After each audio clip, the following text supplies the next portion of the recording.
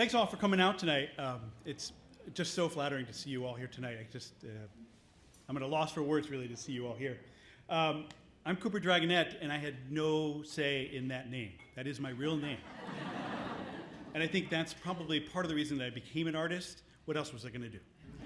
And I want to talk to you a little bit about how and why I make paintings.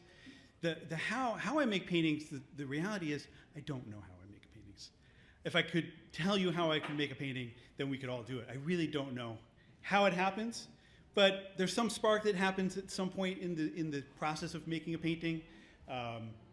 Maybe it's a thought, an idea. Maybe I see somebody else's painting that I want to rip off. And I try to bring those influences into my work.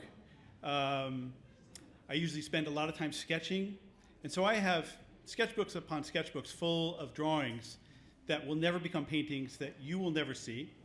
Now and again, if you come to Cape Elizabeth, there are paintings that are going into the dumpster, but you're not there to see that happen. There are a lot of paintings that you'll never see. So hopefully the paintings that I show and bring to the gallery are my best works. But the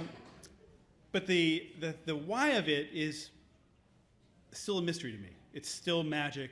Why do I do it? I think the reality is I fell in love with it. I fell in love with it 20 years ago.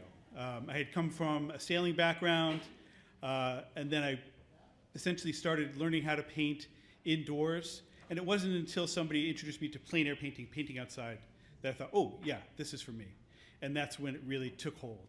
And I still try to capture that magic of not knowing what's going to happen when I sit out to make a painting. Sometimes it happens, sometimes it doesn't, but hopefully some of the spirit and the spontaneity and the freshness of my paintings comes through when you see them here tonight.